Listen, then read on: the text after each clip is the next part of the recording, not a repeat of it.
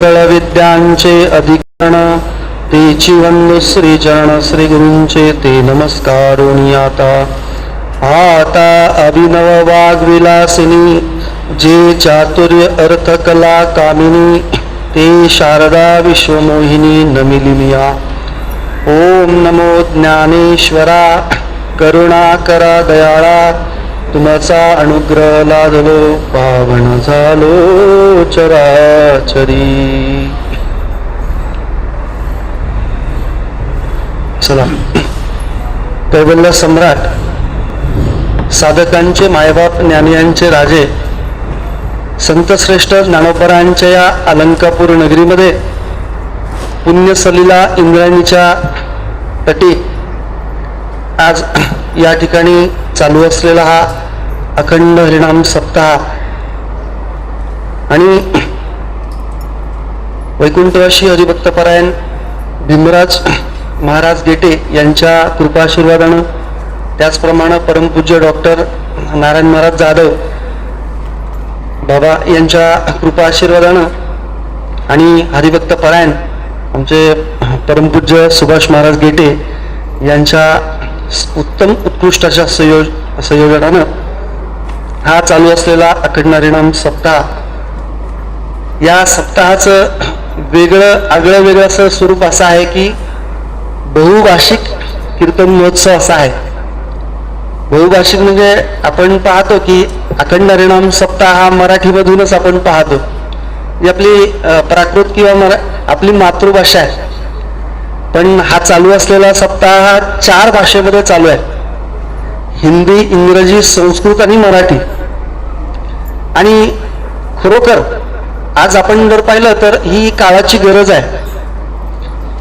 वारकरी संप्रदायाचं जे वाङ्मय आहे, संतांचं जे वाङ्मय आहे ते दूर देशापर्यंत पसरलं पाहिजे. आणि ज्यावेळेस हे दूर देशामध्ये आपल्याला पसरायचं आहे तर आपल्याला भाषेची मर्यादा ही निश्चितपणे काढून टाकली पाहिजे की जी आपण मराठीमध्येच हे करायचं. कारण हिंदी भाषेमध्ये जर आपण आपलं वाङ्मय जर प्रगट केलं तर ते भारतामध्ये सर्वत्र दूर भारत देशामध्ये होईल. आणि इंग्रजी भाषा जी आज जगामध्ये स्वीकृत आहे, सर्व जगामध्ये चालू आहे, त्या भाषेमध्ये जर आपली कीर्तन होऊ लागलं, आपलं वाङ्मय जर या ठिकाणी त्या भाषेमध्ये प्रसिद्ध होऊ लागलं तर वारकरी संप्रदाय जगाच्या कोपऱ्यामध्ये पोहोचल्याशिवाय राहणार नाही.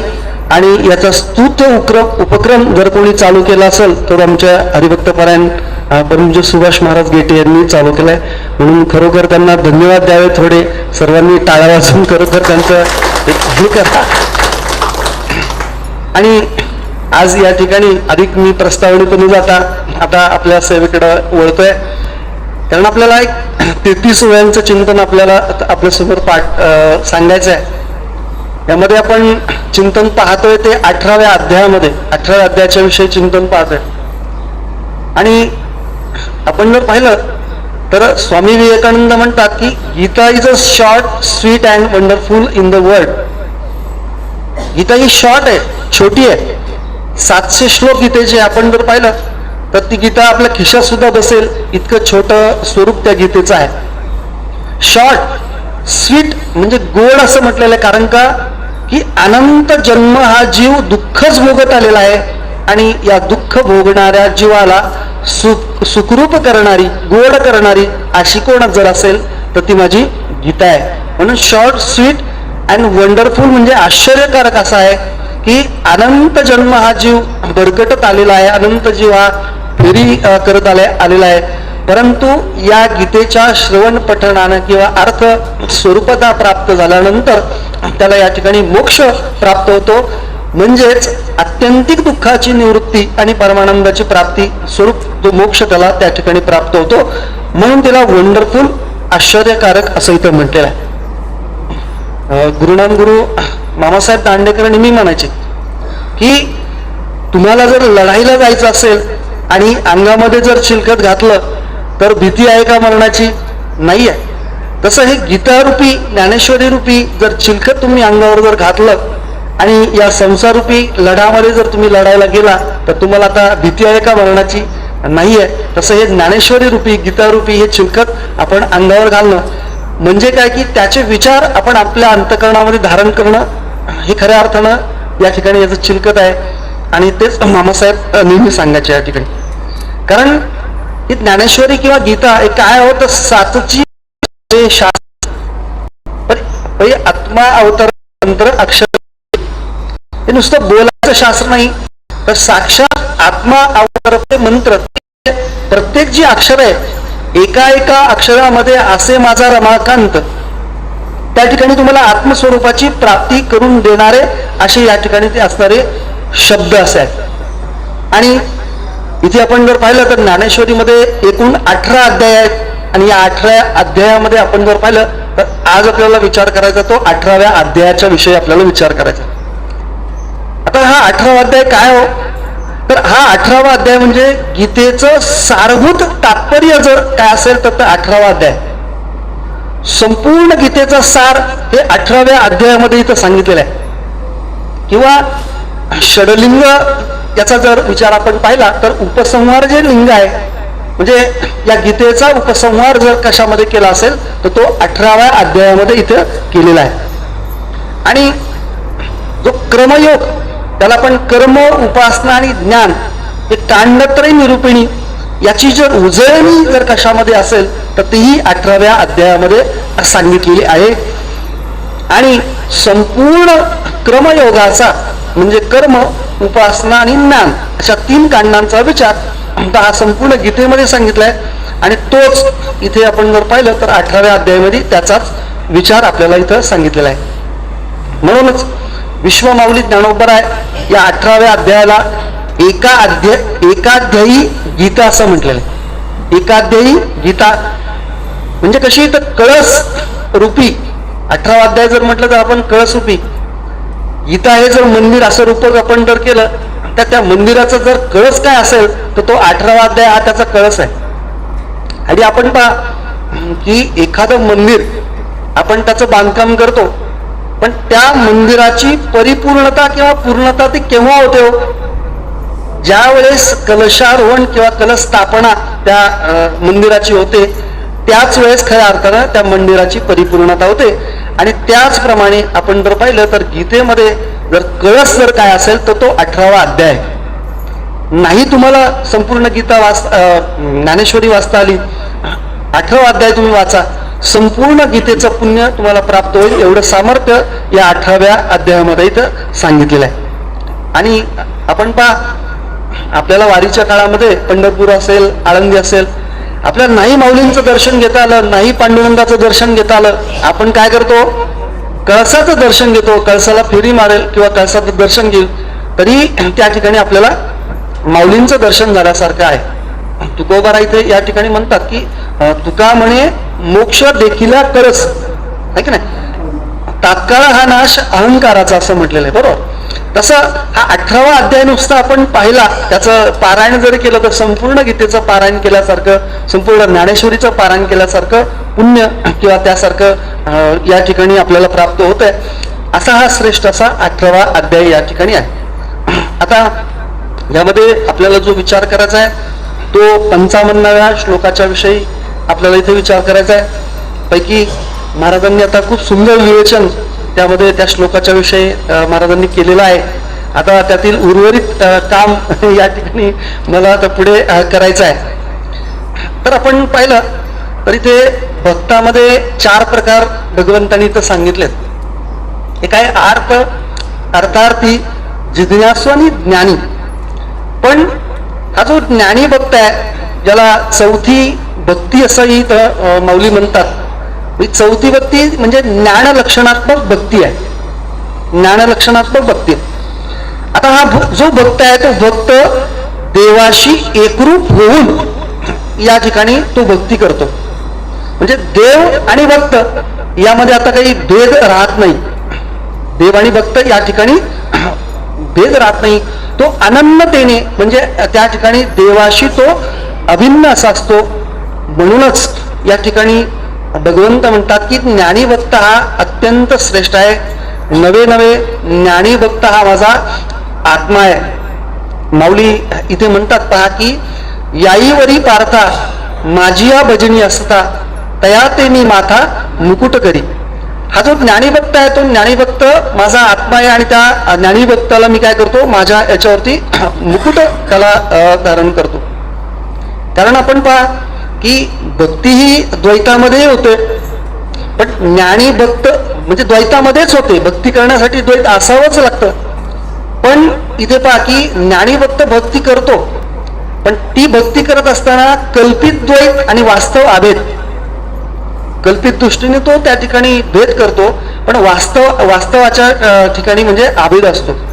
कसं तर तुम्ही म्हणाल तर या ठिकाणी श्रीमदाद्य शंकराचार्य या ठिकाणी सांगतात की मोक्ष कारण सामुग्र्याम भक्ती एव गरीयसी स्वस्वरूप अनुसंधानम भक्तिरित्यादी धीयते असं म्हटलंय. मोक्ष प्राप्ती करता भक्ती एवकार या ठिकाणी लावलेल्या भक्ती लागतेच आणि आहे, त्या ठिकाणी साधन आहेच, पण स्वस्वरूपाचं अनुसंधान राखणं यालाच खऱ्या अर्थानं भक्ती म्हणतात. म्हणजेच इथेही श्रीमदाद्य शंकराचार्य ज्ञानी भक्ताचंच किंवा ज्ञानी भक्ताचंच श्रेष्ठत्व या ठिकाणी आपल्याला इथे सांगतात. कारण ज्ञानी भक्त इथे पहा की खलविदम सर्वम खलविदम ब्रह्म असा बोध त्याच्या ठिकाणी असतो.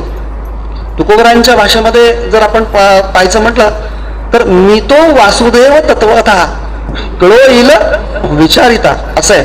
मग मी तो वासुदेव तत्वतः, पण तत्वतः या शब्दाकडे इथे पहा की पारमार्थिक दृष्टीने मी आणि तो आता या ठिकाणी भेद नाही आहे. ज्ञानी भक्ताच्या ठिकाणी तो आणि मी आता या ठिकाणी भेद नाहीये.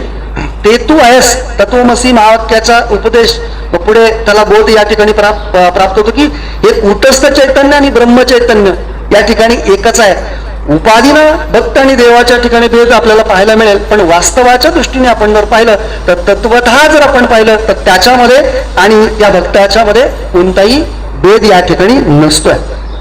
इथे आपण आधीच्या वेळामध्ये महाराजांनी या ठिकाणी सांगितलं की द्वैत अद्वैत त्या सापेक्ष भावाच्या पलीकडं तो जो अद्वैत या स्वरूपाला प्राप्त झालेला आहे. कारण अद्वैत हे म्हणणं सुद्धा कसं आहे, तर द्वैताला सापेक्ष आहे, सापेक्षता भाव त्या ठिकाणी आहे. समजा आपण म्हटलं की ही अमुक अमुक याची पत्नी आहे, पण पत्नी हे म्हणणं कोणाच्या सापेक्ष आहे, त्या पतीच्या सापेक्ष तिला पत्नीत्व आलेलं आहे. किंवा हा अमुक अमुक हिचा पती आहे, तर हे पती तिला जे म्हणणं आहे, त्याला जे म्हणणं आहे ते त्या पत्नीच्या सापेक्ष त्याला म्हणणं आहे. अद्वैत म्हणणं हे कशाच्या सापेक्ष आहे, द्वैताच्या सापेक्ष अद्वैत या ठिकाणी आलेला आहे. परंतु हा जो भक्त आहे ज्ञानी भक्त तो अद्वैत स्वरूपाला त्या ठिकाणी प्राप्त झालेला आहे. म्हणजे आता या ठिकाणी कोणताही सापेक्षता भाव नाही आहे. जसं पती पत्नीचा आहे, पण ब्रह्मचारी जर म्हटलं तर ब्रह्मचारी हा कोणाच्या सापेक्ष नाहीये, त्याला तिथे पती पत्नीत्व भाव नाही आहे. तसा हा जो भक्त आहे तो भक्त अद्वैत स्वरूपाला त्या ठिकाणी प्राप्त झालेला असा, म्हणजे भगवंताहून अभिन्न अशा स्वरूपाला प्राप्त झालेला हा भक्त आहे. इथे आधीच्या वेळांमध्ये माऊली या ठिकाणी दृष्टांत सांगतात. महाराजांनी सांगितलं की अलंकार पाहताना आपण अलंकार न पाहता तिथे सोनच त्या ठिकाणी पाहतो, किंवा कापूर जर जाळला तर तिथे अग्नीही नष्ट होतो आणि कापूरही नष्ट होतो. उरतं काय, अवकाश, किंवा एकामधून एक जर वजा केलं तर बाकी या ठिकाणी शून्यच राहते. तशी सापेक्ष भावाची वजाबाकी जर या ठिकाणी जर केली तर अद्वैत स्वरूप त्या ठिकाणी शिल्लक राहतं. तसंच तो भक्त या अद्वैत स्वरूपाला या ठिकाणी प्राप्त झालेला आहे. आणि तेच इथे विष्णू माऊली ज्ञानोबा या तिथे सांगतात की निरपेक्ष अद्वैत ब्रह्म त्या ठिकाणी मीच आहे. कारण पूर्वी कसं आहे की देव आणि भक्त यामध्ये भेद आपल्याला पाहायला मिळत होता, परंतु आता तुझं मज नाही भेद सहज केला विनोद अशी स्वरूपाची त्याला त्या ठिकाणी प्राप्ती इथे झालेली आहे. आणि इथे विश्वमाऊली ज्ञानोबा पुढे म्हणतात की तेथ ब्रह्मा आत्मा इशू या बोला मोडे सौरसू न बोलणी याही पैसू नाही तेथ. आता इथे आपण जर पाहिलं तर या ज्ञानी पुरुषाची अवस्था या ठिकाणी अशी आहे काय, का ते एक ब्रह्म आहे, तो एक आत्मा आहे, तो एक ईश्वर आहे असं बोलण्याला त्या ठिकाणी कोणताही अवकाश राहत नाहीये. असं ईश्वर आत्मा किंवा ब्रह्म असं या ठिकाणी वेगवेगळं बोलण्याला या ठिकाणी अवकाश राहत नाही. कारण का की हा शुद्ध ब्रह्म हे कोणत्याही आपण जर पाहिलं तर प्रमाणाने बोलण्याला त्या ठिकाणी विषय होत नाही. त्याला आपण इथं बोलण्याने त्याला विषय करू शकत नाहीये. इथे माऊली पहिल्या अध्यायामध्ये इथे सांगतात की गीता तत्व हे कसं आहे की हे शब्देविण संवादी जे इंद्रिय निनता भोगीजे बोलादी झोंबीजे प्रमेयाशी, याला या ठिकाणी शब्देविण संवाद याचा या ठिकाणी होतोय. दुसरं हे शुद्ध ब्रह्माच्या ठिकाणी आपण जर पाहिलं तर शुद्ध ब्रह्म कसं हो, रंग नाही रूप नाही नाही वर्ण छाया हे की नाही, असा स्वरूपच आहे. मग त्याला या ठिकाणी काय बोलणार, कारण बोलण्यासाठी काहीतरी रूप असावं लागेल, त्या रूपाचं वर्णन आपल्याला करावं लागेल, पण तिथे बोलण्याला काही नाही आहे, रंग नाही रूप नाही आहे. दुसरं वेदांत शास्त्रामध्ये आपण जर पाहिलं तर हे जे त्याला बोलणं जे आहे ते बोलणं हे या ठिकाणी उपजीवक आहे. आणि हा जो हा कसा दिव्य स्वरूप ब्रह्म जीव्य असा आहे. आणि उपजीवक हा उपजीव्याला जाणू शकत नाहीये, कारण ते त्याच्यावर राहत असतं, म्हणून सहाही प्रमाण त्याला या ठिकाणी जाणू शकत नाही, त्याच्याविषयी बोलू शकत नाही. इथे विश्वमाऊली अमृतानुभव मध्ये म्हणतात की विषो नाही कवणाई जया प्रमयत्वाची नाही तया स्वयंप्रकाशा काही प्रमाण होय. कारण हा कसा आहे, तो स्वयंप्रकाश आहे, हा कोणत्याही प्रमाणाला या ठिकाणी विषय होत नाहीये. दुसरं, विषय जर एखादा व्हायचा असेल तर तो पदार्थ हा अज्ञानानं किंवा कशानं आवृत्त असला पाहिजे, त्या ठिकाणी आवरण असलं पाहिजे. पण या स्वरूपाच्या ठिकाणी आवरण नाहीये, म्हणून तो कोणालाही या ठिकाणी विषय इथे होत नाहीये. दुसरं आपण जर पाहिलं तर काही न जाणणे किंवा सर्व वस्तूचं ज्ञान नाहीसं होणं हेच याला जाणण्यासारखं आहे. किंवा मौन धारण करून या ठिकाणी त्याचं वर्णन करणं हेच त्याचं खऱ्या अर्थानं इथं वर्णन आहे, असं या ठिकाणी माऊली म्हणतात की मौनाचे मिठी वाणीजे असं इथे म्हटलेलं आहे. म्हणून इथे तेत ब्रह्मा आत्मा इशू या बोला मोडे सवरसू न बोलणे याही पैसू नाहीत येत. आता या ठिकाणी कोणतंही बोलणं या ठिकाणी नाहीये. मग आता बोलणं आहे, मग कसं आहे तर जीवाच्या दृष्टीने बोलणं आहे, का की अज्ञानानं या ठिकाणी जीव आवृत्त आहे आणि या अज्ञानानं आवृत्त असलेलं ब्रह्म. मग इथे काय की गुरु या ठिकाणी महावाक्याचा उपदेश करतात. मग या इथे तत् आणि त्वम या पदांच्या लक्षणावृत्तीनं इथं बोलण्याचा त्या ठिकाणी ते ब्रह्म इथे विषय होत आहे. पुढे इथे सांगतात की न बोलणेही न बोलवणी ते बोलीजे तोंड भरुणी जाणीव नेनीव नेनोणी जाणते जे.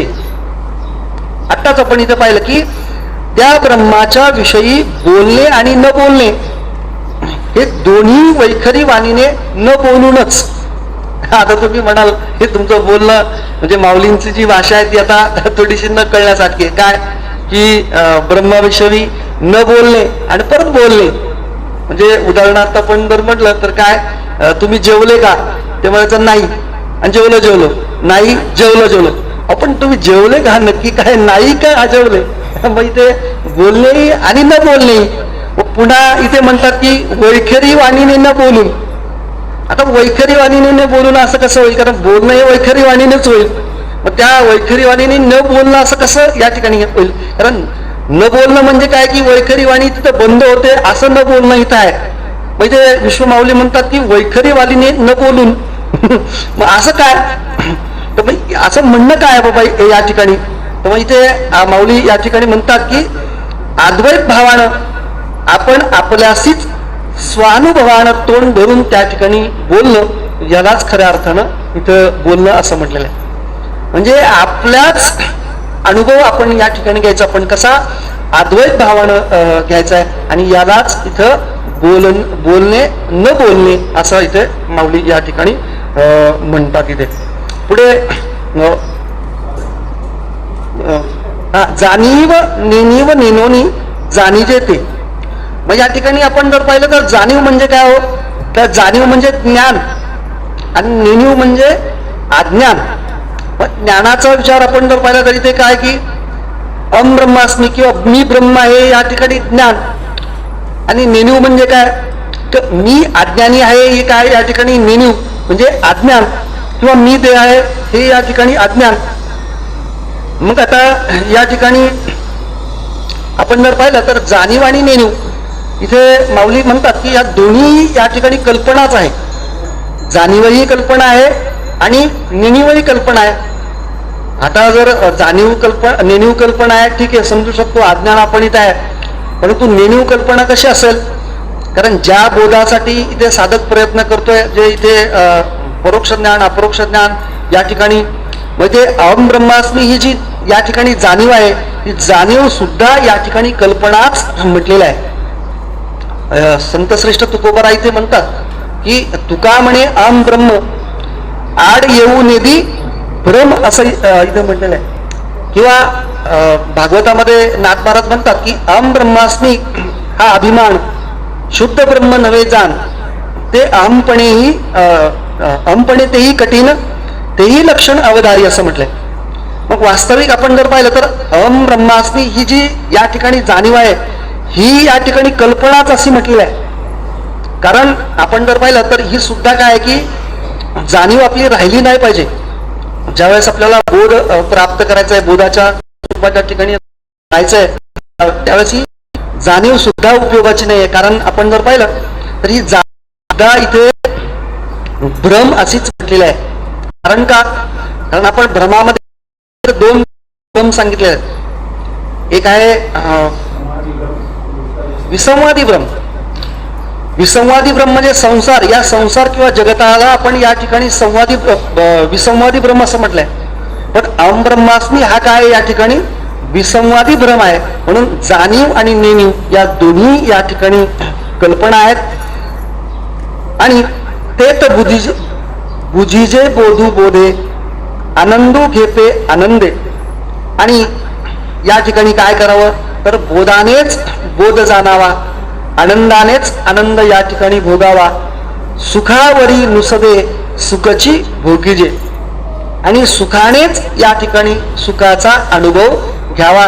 ज्याप्रमाणे आपण काटा जर आपल्याला जंगलामध्ये जर घुसला असेल तो काटा काढण्यासाठी आपण काही घरी सुई आणायला येत नाही किंवा तिथे सुई आपल्याला उपलब्ध नसते, तसं काट्यानेच आपण काटा काढतो. तसं हे सुख जे आहे ते सुख जीवाच्या ठिकाणी आहेच आहे. नवे नवे जीव हा सुखरूपच आहे. आणि आम्ही जर पाहिलं तर सुख हे काय की अभिव्यक्त होऊन प्रतीतीला येतं. जीवाच्या ठिकाणी आपण जर पाहिलं तर दुःख हे कालत्रही नाही, दुःख हे त्या जीवाच्या ठिकाणी नाहीच आहे. पण दुःख हे काय म्हटलं की अनिर्वचनीय उत्पन्न होऊन प्रतीतीला येतं. अनिर्वचनीय उत्पन्न होऊन या ठिकाणी प्रतीतीला येतं. ते कशामुळं तर अज्ञानाच्या मुळं. पण या स्वस्वरूपाच्या ठिकाणी आम्ही जर पाहिलं तर काय की बोधानेच बोध जाणावा, आनंदानेच तो आनंद त्या ठिकाणी भोगावा, आणि सुखानेच केवळ सुखाचा अनुभव या ठिकाणी घ्यावा. कारण ब्रह्म आनंद रूप आहे, त्याचाच या ठिकाणी आनंद आहे. आणि या जीवनमुक्तीचं विलक्षण सुख इथे त्याचंच त्यांनी या ठिकाणी भोगावं असं म्हटलेलं आहे. ते तर लाभून जोडला लाभा याच प्रकारच्या ओळ्या पुढे आपल्याला पाहायला मिळतील. प्रभा आलिंगिली प्रभा विस्मयो बुडाला उभा विस्मया माझी. लाभू जोडला लाभा म्हणजे लाभालाच लाभाची प्राप्ती होते, आणि प्रभा ही प्रभेकडूनच प्राप्त होते. किंवा आश्चर्यच आश्चर्याच्या उभेच्या उभे या ठिकाणी बुडाले. किंवा इथं म्हटलं की प्राप्ताची प्राप्ती आणि नित्य निवृत्तीची निवृत्ती, असं इथे सुद्धा काय की प्राप्ताची प्राप्तीचा विचार आपण जर इथे पाहिला तर लाभू जोडला लाभा, प्रभा आलिंगिली प्रभा, विस्मयो बडाला उभा विस्मया माझी. शमुतेत शमावला, शमुतेत सामावला, विश्रामू विश्रांती आला, अनुभवू वेडावला अनुभूतीपणे. म्हणजे शम सुद्धा शमाला प्राप्त होतो, विश्रामही विश्रांतीला प्राप्त होतो, आणि अनुभव हा सुद्धा अनुभवानेच विश्रांतीला त्या ठिकाणी प्राप्त होतो. आणि अशा प्रकारे ब्रह्मस्वरूप प्राप्तीचा अनुभव इथे माऊली आपल्याला या ठिकाणी व्यक्त करतात. आणि आता पुढच्या ओळीमध्ये आपण जर पाहिलं तर ह्या 18 ओळीपासून असे निखळ म्हणजे हे जे माझं स्वरूप, निखळ म्हणजे शुद्ध स्वरूप, मी पण जोडे तयाफळ, ते फळ त्याला त्या ठिकाणी प्राप्त होतं. म्हणजे मी म्हणजे माझ्या स्वस्वरूपाची त्याला प्राप्ती होते. पण केव्हा? सेवुनी वेली वेल्लाळ क्रमयोगाची ते. त्यांनी जर या क्रमयोगाची वेली आणि त्या वेलीचं जर त्यांनी त्या सेवन केलं तर त्याला त्या ठिकाणी हा जो मी आहे म्हणजे स्वस्वरूप आहे ते स्वस्वरूप त्याला प्राप्त होतं. आता हे पाहत असताना आपल्याला इथं महत्वाचं पाहणं काय की या ठिकाणी क्रमयोग म्हणजे काय त्याचा विचार पाहणं अत्यंत महत्वाचं आहे. कारण इथे माऊली सांगतात की या क्रमयोगाच्या योगाने मी त्याला त्या ठिकाणी प्राप्त होतो. तर हा कर्मयोग म्हणजे कोणता आहे? तर क्रमयोग सांगत असताना इथे सांगितलं की कर्म, उपासना आणि ज्ञान. म्हणजे कर्मयोग, उपासना योग ज्याला भक्ती योग असं म्हणतात किंवा ध्यानयोग असंही म्हणतात, आणि तिसरा आहे तो ज्ञानयोग असं म्हटलं. असा क्रम इथे सांगितलेला आहे, ज्याला शास्त्राने क्रमसमुच्चय असं म्हटलेलं आहे. शास्त्रामध्ये समसमुच्चय आणि क्रमसमुच्चय, समसमुच्चय मांडणारे सुद्धा लोक आहेत, म्हणजे काही शास्त्रकार आहेत, आणि क्रमसमुच्चय मांडणारे सुद्धा लोक आहेत. पण वेदाने या ठिकाणी जो प्रतिपादन केलेला इथे जो योग सांगितलाय तो क्रमसमुच्चय सांगितलाय. म्हणजे क्रमाने इथे जाणं हे अत्यंत महत्वाचं आहे. आता या आपण इथे हॉलमध्ये आपण आलो, इथे येताना आपण पहिली पायरी, नंतर दुसरी असेल, तिसरी, चौथी, पाचवी या पायऱ्याने आपण इथे आलो. असं नाही की आपण पहिल्या पायरीवर पाय ठेवला आणि नंतर पाचव्या पायरीवर पाय ठेवला, परत तिसऱ्यावर ठेवला, परत आठव्यावर ठेवला आणि आपण असं येतो असं नाहीये. तर क्रमाने येतो. तसंच परमार्थ मार्गामध्ये सुद्धा या ठिकाणी या क्रमयोगाचाच विचार इथं मांडलेला आहे. मग काय क्रमयोगाचा विचार आहे? कारण भगवंत प्राप्ती या क्रमयोगाने प्राप्त होते असं माऊली या ठिकाणी सांगतात. वेदही तेच सांगतोय, गीताही तेच सांगते, सगळे संत वाङ्मयही तेच सांगताय, उपनिषदही तेच सांगतात की बाबांनो क्रम योगानेच मी प्राप्त होईल. मग पहिलं काय सांगितलं इथे? निष्काम कर्मयोग, दुसरं निष्काम उपासना योग आणि किंवा निष्काम भक्ती योग, आणि शेवटी या ठिकाणी ज्ञानयोगाचा विचार सांगितलाय. पण हे जात असताना समसमुच्चयानं म्हणजे एकाच वेळेस तुम्ही तिन्ही करू शकत नाही. मग इथे क्रम सांगितलाय काय की पहिला कर्मयोग करा, नंतर उपासना योग किंवा भक्ती योग करा, आणि नंतर ज्ञानयोग करा. कारण ज्ञानयोगाच्या अधिकारामध्ये आपण जर पाहिलं तर अनंत जन्माच्या संस्काराने काय की ज्याने मल आणि विक्षेप हे दोन दोष निवृत्त केलेले आहेत, आणि आवरण दोष त्याच्या चित्तामध्ये शिल्लक आहे, तोच याचा अधिकारी असं म्हटलेलं आहे. म्हणजे की मल आणि विक्षेप हे निवृत्त केल्याशिवाय ज्ञानाची प्राप्ती नाहीये. कारण सुमणू आणि शुद्धमती, अनिंदकू अनन्यगती, गौप्यही तया प्रती चावळी जे सुखे. मग सुमणू म्हणजे या ठिकाणी मल विक्षेप गेलेला, आणि इथे अनन्य गती असं म्हटलेलं आहे. मग इथे हा क्रमसमुच्चयाचा विचार सगळ्या सकल संतांनी यांनी सांगितलाय. माऊली या ठिकाणी ते सांगतात की माझी प्राप्ती करायची असेल तर त्या क्रमयोगाच्या रूपानेच मी प्राप्त होईल. कारण मनुष्याच्या अंतःकरणामध्ये आम्ही जर पाहिलं तर 3 प्रकारचे दोष सांगितलेले आहेत. एक आहे मल, विक्षेप आणि आवरण. मल म्हणजे काय हो? मल म्हणजे अंतःकरणामध्ये पाप करण्याची वासना. म्हणजे काय की कीर्तनाला यायचं आणि काय करायचं, येताना फाटक्या चपला घालून यायचं, आणि जाताना तुम्ही हसले मला काय जाताना काय करायचं, नवीन चपला घालून जायचं. म्हणजे मल म्हणजे काय की या ठिकाणी कोणाची तरी चोरी करावी, पाप करण्याची वासना अंतःकरणामध्ये होणं, याला मल असं म्हटलंय. आता ही आमच्या अंतःकरणामध्ये पाप करण्याची वासना कशाने जाईल? इथं निष्काम कर्मयोग म्हणजे काय की इथं यायचं, सप्ताहाला झाडून काढायचं, सगळं करायचं, पण महाराजांकडे म्हणायचं नाही की आम्हाला दक्षिणा द्या. मग इथे निष्काम सगळं करायचं. भगवंताची जी काही सेवा करता येईल शरीराने ती सेवा करताना ती कोणतेही कामना अंतःकरणामध्ये ठेवायची नाही. वारी भगवंताची करायची, पण अंतःकरणामध्ये कुठल्याही कामना, मला काही मिळावं, माझ्या ठकीचं लग्न होऊ दे, माझ्या मुलाचं येऊ दे, मला बंगला होऊ दे, काही मागायचं नाही भगवंताकडे. याला म्हणतात निष्काम कर्मयोग असं म्हटलंय. याने काय होईल? तुमचं अंतःकरण शुद्ध होईल, पाप करण्याची वासना तुमच्या अंतःकरणात येणार नाही. दुसरा सांगितलं की उपासना किंवा भक्ती, ध्यान. तर या ठिकाणी देवाची भक्ती करायची. ती भक्ती करत असताना सुद्धा या ठिकाणी आपल्या अंतःकरणामध्ये कामना ठेवायची नाही. तर मला काही प्राप्त व्हावं, जे मग आता मी सांगितलं की बंगला हो दे, गाडी हो दे, टकीचं लग्न हो दे, काय नाही डब्याच्या बापाला काय हे हो दे, आजार जाऊ दे, काही नाही. इथे कोणतीही मनामध्ये अपेक्षा ठेवायची नाही. याला म्हटलंय निष्काम भक्ती योग. याने काय होईल की अंतःकरण स्थिर होईल. कारण तुम्ही पहा की आपलं अंतःकरण स्थिर नाहीये. आम्ही आज इथे जरी आलो, सप्ताहाला इथे ऐकतोय, पण आमचं मन कुठे असेल सांगता येत नाही. तुमचं मन कुठं असेल सांगता येत नाही. घरी जाईल, पोराकडे जाईल, नातवाकडे जाईल, आहे की नाही आजीबाई? कुठे जाईल काय सांगता येत नाही. का? ते चंचल आहे. ही चंचल म्हणजे स्थिर जर स्वस्वरूपाच्या ठिकाणी जर आपल्याला करायचं असेल तर त्या ठिकाणी विक्षेप दोष निवृत्त झाला पाहिजे.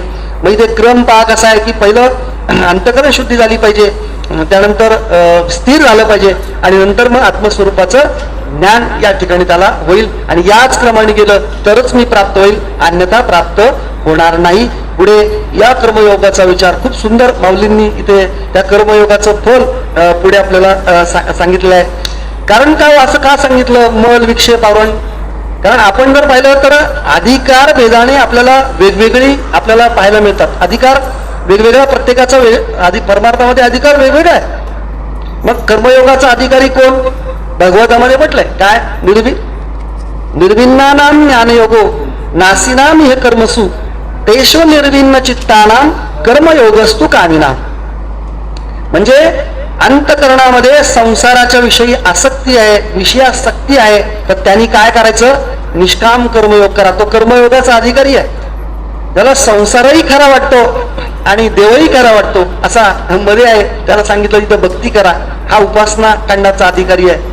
आणि ज्याला संपूर्ण जगत आता ज्याला वैराग्य प्राप्त आहे, निर्भिन्नानाम ज्ञानयोग, जो ज्याला वैराग्य संपूर्ण वैराग्य हा ज्ञान कांडाचा अधिकारी सांगितलेला आहे. आणि अशाच प्रकारे अशाच प्रमाणे जर मी गेलो तर या ठिकाणी सेवनी वेली वेल्लाळ क्रमयोगाचे मग किंबवणा ऐसे निकळ मी पण जोडे तया फळ. मग याला माझ्या काय होईल? या ठिकाणी माझी प्राप्ती होईल, माझ्या स्वस्वरूपाची प्राप्ती होईल. आणि पुढे या क्रमयोगाचाच विचार सांगताना पै क्रमयोगी या किरीटी चक्रवर्तीच्या मुकुटी मी चित्ररत्न ते साठो वाटी होय तो माझा. या क्रमयोगाने जर गेला, माझी प्राप्ती केली, तर तो जो भक्त आहे तो ज्ञानी भक्त काय त्या ठिकाणी त्या ज्ञानी भक्ताला इथे काय माऊली काय म्हणतात की सार्वभौम राजा आहे, चक्रवर्ती मुकुटी. म्हणजे तो भक्त देवाच्या मुकुटावर राहतो. तो भक्त कुठे राहतो? देवाच्या मुकुटावर. पण तेही सोड, आता पुढे इथं खूप सुंदर सांगतात काय की आणि त्या मोबदल्यात माझ्या मुकुटावर म्हणजे त्याच्या मुकुटावर देव राहतो आणि देवाच्या मुकुटावर तो या ठिकाणी रत्न रूपाने इथे राहतो. म्हणजे ज्याला आपण साठो वाटी, माऊली इथे खूप सुंदर शब्द वापरतात की मी छिद्ररत्न ते साठो वाटी. म्हणजे देव त्याच्या मुकुटावर रत्न म्हणून राहतात आणि हा भक्त देवाच्या मुकुटावर रत्न म्हणून राहतात. ज्याप्रमाणे आपण साठं लोट आपल्या भागामध्ये आहे पहा, साठं लोट काय की एक मुलगी एकाच्या परिवारात दिली जाते आणि त्याच परिवारातली मुलगी इकडच्या परिवारात दिलं जातं. त्याला आपण त्याला साठं लोट म्हणतो किंवा त्याला आदला बदली असं म्हटलंय. तसं या भक्त हा देवाच्या मुकुटावरती रत्न होतो आणि देव भक्ताच्या मुकुटावरती रत्न होतो. एवढं श्रेष्ठत्व जर कशाचं असेल तर या क्रमयोगीचं श्रेष्ठत्व इथे माऊलींनी या ठिकाणी सांगितलेलं आहे. आणि पुढे इथे माऊली या ठिकाणी सांगतात काय की क्रमयोग प्रसादाचा कळसू जो हा मोक्षाचा तयावरील अवकाशाचा वाव झाला तो. मग इथे आम्ही जर पाहिलं तर या क्रमयोग रूपी या देवळाचा जर कळस या ठिकाणी काय असेल तर तो कळस जो असेल तो मोक्ष आहे. कर्म उपासना ज्ञान या क्रमयोगीचं मंदिर आहे, त्या मंदिराचा कळस म्हणजे इथे मोक्ष आहे. कारण आपण कळस जर म्हटलं तर कळस म्हणजे काय हो? त्या कळसाच्या नंतर पुढे काही असतं का हो? काहीच नाही. पुढे काही त्याला बांधकाम किंवा काही त्याच्यावर काही ठेवत नाही आपण. कळस हे काय त्या ठिकाणी अंतिम गंतव्य असं म्हटलेलं आहे. आता इथे काही बांधायचं नाही. पण इथे माऊली या ठिकाणी सांगतात की कळसाच्या पुढे आहे ना काय आहे या ठिकाणी तयावरील अवकाश उवाव झाला तो. त्याच्या वर काय हो? आकाश आहे. आणि आकाश म्हणजे कोण असेल तर तो या ठिकाणी आकाश इथे झालेला आहे. या कर्मयोगाच्या मंदिराच्या ठिकाणी ते आकाश इथे आहे. कारण मोक्षाचं स्वरूप आपण पाहत असताना आपण पाहिलं की आत्यंतिक दुःखाची निवृत्ती आणि परमानंदाची प्राप्ती, इष्टाची प्राप्ती आणि अनिष्ट निवृत्ती, यालाच या ठिकाणी मोक्ष म्हटलंय. आणि हा मोक्ष म्हणजे काय की तो प्राप्त झाला की आता काही आहे का, हे सगळ्यात शेवटचं आहे, अंतिम गंतव्य स्थान, ज्याला आपण म्हणतो हबप. हबप म्हणजे काय, हरिभक्ती परायण. मला इथे परायण शब्दाकडे यायचं बरं का, हसू नका तुम्ही, कारण त्यांना मी विनोद सांगितला पाठामध्ये काय की हबप म्हणजे महाराज हळूच भजी पळवणारे किंवा हळूच भलतीकडे पळणारे असं विनोदाने म्हणायचे. तसं आता तो इथं काय की परायण म्हणजे काय की त्याचं अंतिम गंतव्य स्थान या ठिकाणी हरिभक्ती ही प्राप्ती त्याची हे, त्याला खरं हरिभक्ती असं म्हटलेलं आहे. मग इथे प्राप्तव्य अंतिम काय स्थान आहे, कळस काय आहे, इथे मोक्ष हा कळस आहे. कारण इथं म्हटलंय पहा, आत्मबोध ग्रंथामध्ये म्हटलंय की यल लाभान नापरो लाभो, यत सुखान नापरम सुखम, यज ज्ञानात नापरम ज्ञानम तद ब्रह्म तेवधार्य असं म्हटलंय. म्हणजे आता याच्यापेक्षा श्रेष्ठ लाभ नाहीये, याच्यापेक्षा श्रेष्ठ आता सुख नाहीये, आणि याच्यापेक्षा आता या ठिकाणी प्राप्त करायचं काही नाही. इथे प्राप्तव्य नाही, कर्तव्य नाही, ज्ञातव्य नाही, म्हणजे या ठिकाणी पुढं काही नाही. तर तो कळस जो काय असेल या क्रमयोगाचा, तर तो कळस जर कोण असेल तो तो इथे मोक्ष आहे, अंतिम गंतव्य स्थान या ठिकाणी ते आहे. आणि या क्रमयोगाचा या ठिकाणी श्रेष्ठत्व सांगत असताना माऊली या ठिकाणी सांगतात काय की हे नाना संसार आडवी कर्मयोग वाट बरवी, जोडिले ते मैदेक्य गावी पैठी झालीसे. मग इथे आम्ही जर पाहिलं तर काय की आपल्या जीवनामध्ये चांगला रस्ता प्राप्त होणं हे अत्यंत महत्वाचं आहे. हा क्रमयोग जर काय असेल तर तो क्रमयोग राजमार्ग असं म्हटलेला आहे. आपण पहा रस्त्यामध्ये, आपण ज्याला इंग्रजीमध्ये हायवे असं म्हणतो, आपण त्याला हायवेने आपण जर गेलो तर आपल्याला त्रास होत नाही, तो सरळ असतो. ते वेळ होतो, त्रास. हा जो तो अत्यंत कर, त्याचप्रमाणे जायचा आहे, परंतु निश्चित पोचून देणार त्याचप्रमाणे असा इथे. आणि खरोखर आम्ही जर पाहिलं तर या वारकरी संप्रदायाचं भाग्य आहे की जो आपल्याला संप्रदायाने संतांनी जो या ठिकाणी क्रमयोग, जो क्रमसमुच्चय या ठिकाणी सांगितलेला आहे, तो अधिकार परत्व या ठिकाणी सांगितलेला आहे. आणि अधिकार परत्व ज्याचा ज्याचा जसा जसा अधिकार असेल तसं तसं त्याप्रमाणे साधन तिथे सांगून त्याला बरोबर त्या मार्गावरती म्हणजे अंतिम गंतव्य स्थानावरती त्याला प्राप्त करून देतात. आणि आपण जर पाहिलं तर रस्ता जर चुकला तर आपलं ध्येयही चुकलं जातं. कारण साध्य साधन भाव, साधन चुकलं तर इथे साध्यही चुकलं जातं. परंतु इथे आपण जर पाहिलं तर हा क्रमयोग हा कसा आहे, या ठिकाणी राजमार्ग असं इथं म्हटलेलं आहे.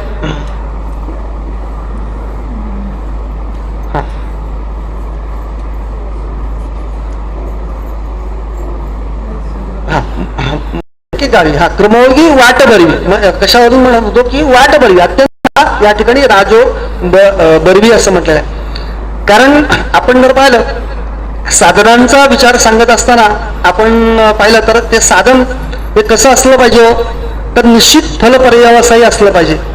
दुसरं सर्वाधिकार सेव्यता त्या ठिकाणी असली पाहिजे.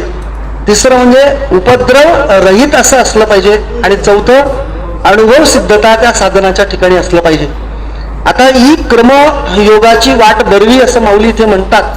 बरवी मग क्रमयोग या साधनाच्या लक्षणामध्ये बसतो का, तर बसतो. का, कारण हा क्रमयोग निश्चित फलापर्यवसाय आहे. मोक्ष निश्चित त्यांना त्या ठिकाणी प्राप्त करून देणार आहे. त्याचप्रमाणे सर्वाधिकार सेव्यता या क्रमयोगाची आहे. ज्याचा ज्याचा जसा जसा अधिकार आहे त्याप्रमाणे तिथे त्याला तो मार्ग तिथं सांगितलाय. आणि सर्वांच्या अधिकाराच्या प्रमाणे तिथे त्याला कथन केलेलं आहे. त्याचप्रमाणे उपद्रव रहित म्हणजे आपण जर पाहिलं आपल्याला एखादा रोग झाल्यानंतर आपण औषध घेतो, पण ते औषध घेतल्यानंतर काय होतं, तो रोग बरा होतो, पण दुसरंच काहीतरी आपल्याला उद्भवून जातं, आहे की नाही? मग त्याला आपण इंग्रजीमध्ये साईड इफेक्ट असं म्हणतो. त्याला काय म्हणतो? त्याला साईड इफेक्ट असं म्हणतो. पण हे जो क्रमयोग आहे, हे क्रमयोग या साधनांचा जर आपण विचार केला तर ते उपद्रव रहित आहे. कोणताही या ठिकाणी उपद्रव त्या मार्गाने चालणार आहे त्याला त्या ठिकाणी प्राप्त होत नाही. आणि दुसरं, आपला रस्ता सुद्धा कसा आहे, अनुभव सिद्धता असला पाहिजे. तसं हे जे क्रमयोगाचं साधन हे अनुभव सिद्धता आहे.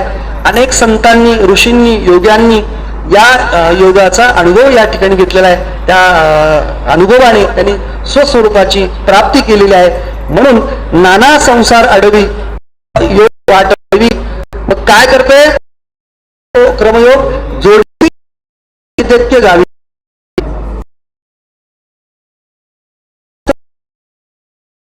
पाहिजे. साधनांच्या ठिकाणी असेल तर त्या या क्रमयोगाच्या ठिकाणी आहे. हा क्रमयोग म्हणजे कर्म, उपासना आणि ज्ञान याप्रमाणे. आलं लक्षात? आता हे असो क्रमयोग बोधे तेने भक्ती चिदांगे मी स्वानंदो दधी वेगे ठाकीला की. इथे माऊली या ठिकाणी सांगतात काय की क्रमयोगाच्या ओघाने भक्तिचित गंगा, ज्ञान लक्षणात्मक भक्तिरूप गंगा ही अतिवेगानं स्वानंद रूपी समुद्र जो मी त्या मलाच येऊन प्राप्त होते, म्हणजे मद्रूप त्या ठिकाणी प्राप्त होते. इथे माऊली या ठिकाणी सांगतात की क्रमयोगी रूपी हा ओघ आहे. ज्याप्रमाणे गंगा आणि गंगेचा प्रभाव जर काय असेल तर हा जो क्रमयोग रूपी ओघ या ठिकाणी आहे. ही गंगा कुठली हो? तर भक्तिचित गंगा हिला असं म्हटलेलं आहे. म्हणजे इथे ज्ञान लक्षणात्मक भक्ती असं म्हटलेलं आहे. आणि स्वानंद रूपी म्हणजे या स्वानंद रूपी जो काय असेल या ठिकाणी तो चित समुद्र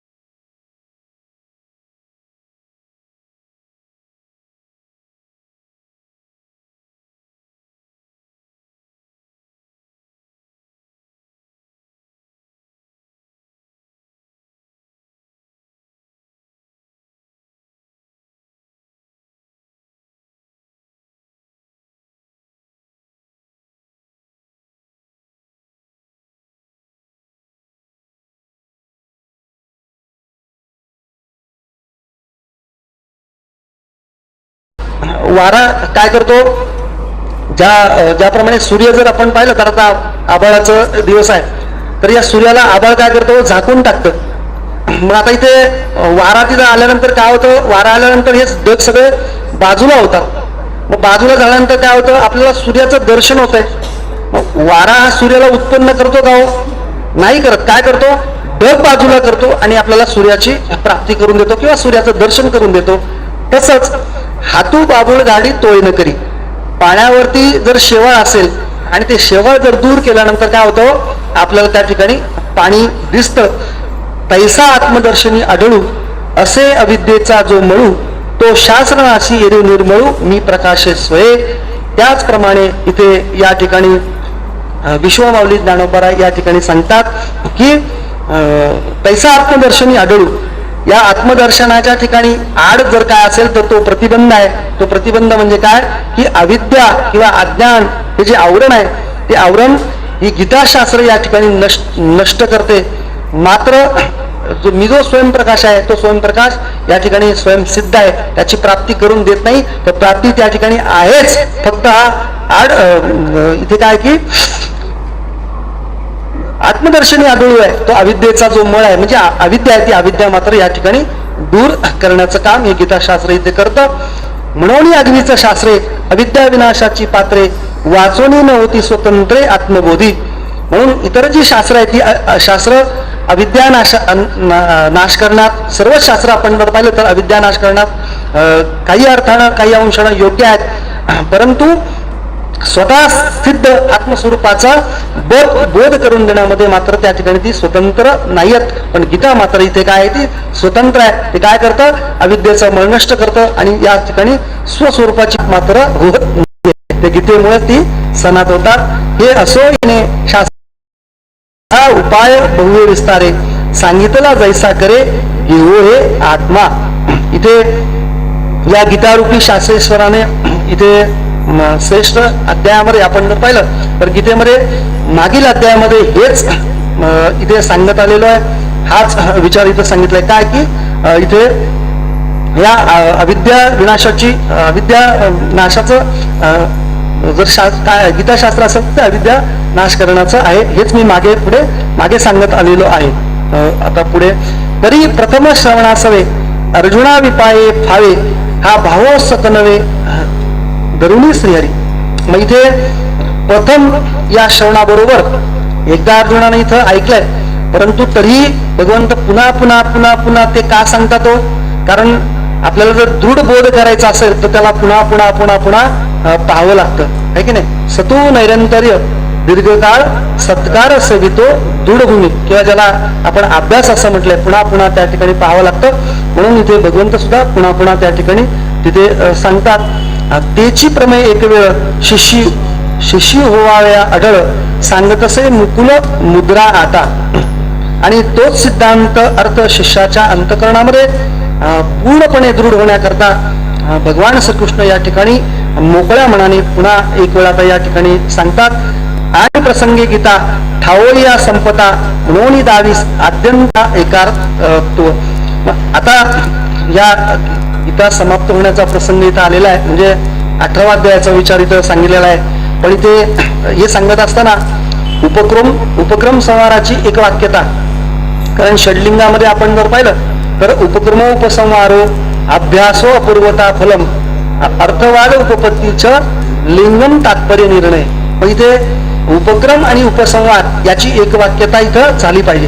आणि ही एक वाक्यता करण्याकरता पुन्हा एकदा भगवंत या ठिकाणी इथे तोच विषय पुन्हा गीतेच्या आरंभामध्ये जो सांगितलाय तोच आता इथे पुन्हा इथे सांगतात. आणि प्रसंगी गीता ठावो या संपता म्हणून दावी आद्यंता एकार्थ होतो. म्हणजे प्रथमता जो विषय सांगितलाय तोच उपसंहाराच्या ठिकाणी इथं सांगितलेला आहे. जे ग्रंथाच्या मध्यभागी नाना अधिकार प्रसंगी निरूपण अनेकी सिद्धांती केले. मग इथे ग्रंथाच्या मध्यंतरी सुद्धा निरनिराळ्या अधिकार प्रसंगाने भिन्न भिन्न अनेक सिद्धांत मांडून तोच विषय पुन्हा पुन्हा इथे भगवंतांनी सांगितलेला आहे. तरी तेतुलेही सिद्धांत ये शास्त्री प्रस्तुत हे पूर्वपर नियत कोणी जे मानी. आणि पूर्वापार संबंध विचाराने न जाणून गीतेमध्ये तितकेच सिद्धांत त्या ठिकाणी सांगितलेले आहे. असे जर कोणी मारीन तर पुढे इथे सांगतात की ते महासिद्धांताचा अवांका सिद्धांत कक्षा अनेका बिडवणी आरंभू देखा संभवितू असे. आणि या महासिद्धांताचे सर्व उपसिद्धांताचे सुद्धा ऐक्य करून दाखवणे म्हणजे मुख्य महासिद्धांताचे अशुद्धी करता बाकीचे अनंत सिद्धांत या ठिकाणी कक्षा म्हणजे उपसिद्धांत भाग किंवा बाजू आहेत असे दाखवून मुख्य सिद्धांत जो आरंभी सांगितलेला आहे तोच या ठिकाणी शेवटला सांगितलेला आहे. आणि इथे महत्वाचं माऊली या ठिकाणी सांगतात की एक अविद्यानाशुये स्थळ तेने मोक्षोपादान फळ या दोन्ही केवळ साधन ज्ञान. मग या ठिकाणी आम्ही जर पाहिलं तर मुख्य भूमी किंवा मुख्य विषय या ठिकाणी गीतेचा काय असेल तर अविद्येचा नाश करणं निराश करणं हा या ठिकाणी आहे. आणि याचं फळ जर काय आहे या गीतेचं काय असेल तर मोक्ष प्राप्त करून देणं हे त्याचं फळ आहे. आणि या दोन्हीचे केवळ साधन ज्ञान हे सगळं जर प्राप्त करायचं असेल तर याला साधन जे सांगितले ते साधन म्हणजे ज्ञान. कारण ज्ञाने विने एके उपाय करसी जितुके ती गुंपिसी अधिके रुखी असं म्हटलंय. म्हणून त्या भगवंताची जर प्राप्ती करायची असेल तर इथे साधन सांगितलं ज्ञान. कारण साधनाचा विचार सांगत असताना एक साक्षात साधन सांगितलंय परंपरेनं साधन कोणतं आहे या क्रमयोगाच्या योगाने कर्म आणि उपासना हे परंपरेनं आहे. आणि साक्षात जर त्याला प्राप्त करायचं साक्षात साधन जर काय असेल तर इथे ज्ञान सांगितलंय. म्हणजे या दोन्ही केवळ साधन ज्ञान. इथे म्हटलंय कुरुते गंगा सागर गमनम वतपली पालम अथवा दानम ज्ञानविहीन सर्वानेन मुक्तीर्ण भवती जन्म शतेन. किती गंगासागर फिरलो किती तीर्थयात्रा केल्या काही केलं आहे की नाही कुरुते गंगा सागर गमन किती व्रत आपण केली परंतु ज्ञानाच्या शिवाय त्याची प्राप्ती नाहीये. ज्ञानदेव तू कैवल्यम असं इथं म्हटलंय. म्हणून या ज्ञान साधनाचा इथे विचार माऊली आणि नानापरी निरुपिले ग्रंथ विस्तारी ते आता दोही अक्षरी अनुवादावे. आणि हे इतक्या नानापरीनं म्हणजे अनेक याने माऊलींनी या ठिकाणी सांगितलंय या ग्रंथाचा विस्तार करत असताना सांगितलंय. आणि ही दोन अक्षर कोणती आता म्हणजे तुमचं लक्ष असेल ते कळेल मला कुठली दोन अक्षर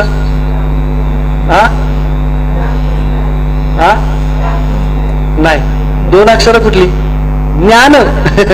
आता काय ज्ञानाचा विचार चाललाय दोन अक्षरे इथे काय की दोन अक्षरे अनुवादावी म्हणून उपेयही हाती जालया उपाय स्थिती देव परवर्तले हे पुढती येण्याची भावे. आणि असं मनात या ठिकाणी आणून म्हणजे उपायानं मिळणारी साध्य वस्तू हातात आली असता म्हणजे जसे करतळे आवळे तैसा हरी हातात आली असता साधनांचे स्वरूप केवळ अनुवादात्मक रूपाने सांगण्यास उपयुक्त अभिप्रायाने देव या ठिकाणी पुन्हा आता प्रवृत्त झालेले आहेत. आणि ते कसे प्रवृत्त झाले काय प्रवृत्त झाले याचा सगळा विचार आता पुढच्या श्लोकामध्ये पुन्हा 56व्या श्लोकामध्ये इथे भगवंत पुढे सांगणार आहेत. आणि तेच माऊली इथे विस्तार रूपाने पुढे सांगतात. अशा तऱ्हेनं आपल्या या ठिकाणी चिंतनाला ज्या दिलेल्या ओव्या 33-35 ज्या ओव्या होत्या त्या इथे यथाशक्ती यथामती म्हणजे माझे परमपूज्य गुरुवर्य ब्रह्मनिष्ठ मारुती महाराज थोरात यांच्या चरणावर बसून जे काही अल्पमतीनं प्राप्त झालं. कारण माझे गुरुदेव महाराज म्हणजे ज्ञानाचा सागर आणि सागरामधून टिटवी किती येलो त्या चोचीमध्ये जेवढं येईल तेवढंच घेईल आणि तेवढंच माझ्याकडे आहे. आणि तेही सांगण्याचा प्रयत्न म्हणजे इथं अनुवाद रूपाने मी केलेला आहे इथे. आणि असे सद्गुरूंची प्राप्ती त्यांच्या चरणाचा सहवास मिळाला म्हणून मी काही शिकण्याचं योग आला.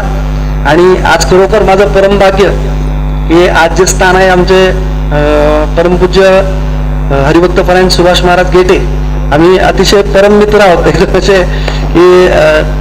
आणि महाराजांनी आज्ञा केली की महाराज 18व्या अध्यायावरती चिंतन करायचंय. चालेल म्हटलं कारण सेवके करावे सांगितले काम त्याप्रमाणे त्यांनी आज्ञा केल्याप्रमाणे आजची या ठिकाणी सेवा न्यूनते पुरते अधिकते सरते करुणी घ्यावे तुमते विनवते असे झालेली सेवा सद्गुरूंच्या चरणी अर्पण करतो, माऊलींच्या चरणी अर्पण करतो आणि वाणीला या ठिकाणी विराम देतो. थोडंसं तत्पूर्वी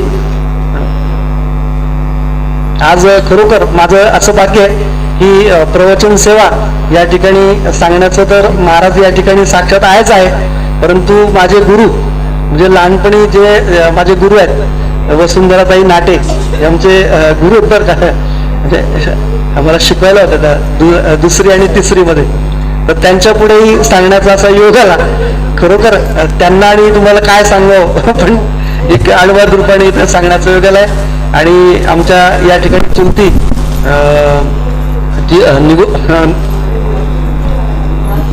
चारुशिलाताई निवट त्याही या ठिकाणी उपस्थित आहेत. सर्व या ठिकाणी भाविक वृंद अतिशय सगळे या ठिकाणी एक काय म्हणतात त्याला एक गर्दी या ठिकाणी वेदांत श्रवणाचे. आणि आजचा जो विषय आहे तो विषय सगळा अद्वैत असा या ठिकाणी विषय आहे, तो या ठिकाणी सांगण्याचा अल्पसा प्रयत्न केला. जय श्रीराम.